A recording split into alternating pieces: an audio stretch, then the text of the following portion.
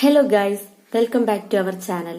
അപ്പൊ ഞങ്ങളുടെ വീട്ടില് പെയിന്റിംഗ് പണിയൊക്കെ ആയിരുന്നു കേട്ടോ. അപ്പൊ ആ സമയത്ത് ഞാൻ സൂക്ഷിച്ചു വെച്ചിരുന്ന കുറെ സാധനങ്ങളൊക്കെ ഷെൽഫിന്റെ മുകളിൽ നിന്ന് താഴെ ഇറക്കി. ഞാനതെല്ലാം തപ്പി നോക്കിയപ്പോ ആ കൂട്ടത്തിൽ എനിക്ക് കിട്ടിയിട്ടുള്ള ഒരു സാധനമാണ് കേട്ടോ ഇത്. അപ്പൊ ഇത് നിങ്ങൾക്ക് കൂടെ കാണിച്ചു തരാമെന്ന് വിചാരിച്ചു. ഇത് ഫുൾ ഗ്രീറ്റിംഗ് കാർഡ്സും അതേപോലെ പഠിക്കുന്ന സമയത്ത് ഫ്രണ്ട്സ് അയച്ചിട്ടുള്ള ലെറ്റേഴ്സും ഒക്കെയാണ് കേട്ടോ. അപ്പൊ ഞാൻ നിങ്ങൾക്ക് ഓരോന്നായിട്ട് ഇങ്ങനെ കാണിച്ചു തരാം. ഹൈസ്കൂളിലെ എന്റെ ബെസ്റ്റ് ഫ്രണ്ട് ദീപ്തി ആയിരുന്നു കേട്ടോ. അപ്പൊ ഹൈസ്കൂളൊക്കെ കഴിഞ്ഞ് ഞങ്ങൾ രണ്ടുപേരും രണ്ട് സ്കൂളിലൊക്കെ ആയി. അപ്പൊ ആ സമയത്തും ഞങ്ങൾ തമ്മിൽ ഉള്ള കണക്ഷൻ ഇങ്ങനെ നിലനിന്ന് പോകുന്നത് ഇത്തരം കാർഡുകളിലൂടെയാണ് കേട്ടോ. അപ്പൊ ദീപ്തി എനിക്ക് അയച്ചിട്ടുള്ള കാർഡുകളാണ് ഞാൻ ആദ്യം കാണിക്കുന്നത്. ഇതൊരു ബർത്ത്ഡേ കാർഡാണ് കേട്ടോ. അതാ തുറന്നു വരുമ്പോ ഇങ്ങനെയൊക്കെയാണ് കേട്ടോ. പിന്നെ ഇതിന്റെ ഉള്ളിൽ ഇങ്ങനെ ഹാപ്പി ബർത്ത്ഡേ ഒക്കെ എഴുതിയിട്ടുണ്ട്.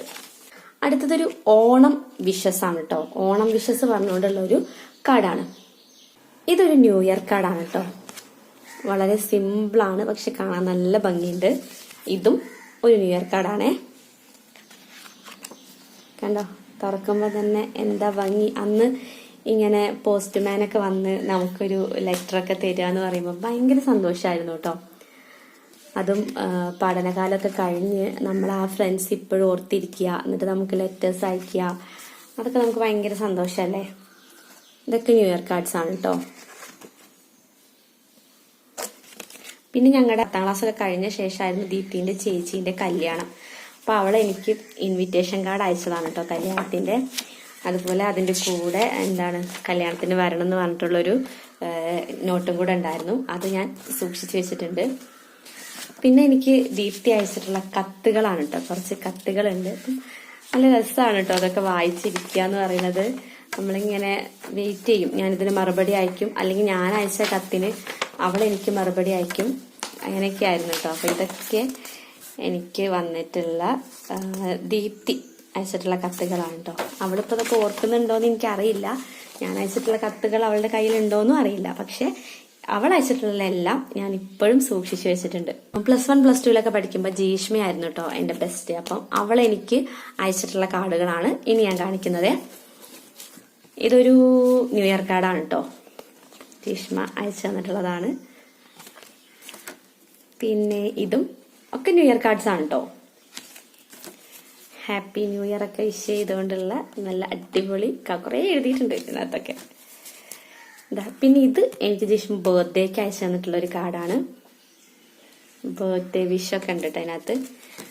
പിന്നെ മൊബൈൽ ഫോണ്, സാധാ മൊബൈൽ ഫോൺ വന്ന് ട്രെൻഡിങ് ആയ സമയത്ത് SMS ഒക്കെ അങ്ങനെ ട്രെൻഡിങ് ആയൊരു സമയത്ത് ഉണ്ടായിരുന്നൊരു ഗ്രീറ്റിംഗ് കാർഡാണ് കേട്ടോ ഇത്. ഒരു ന്യൂ ഇയർ കാർഡ് തന്നെയാണ്. നല്ല രസമല്ലേ കാണാൻ.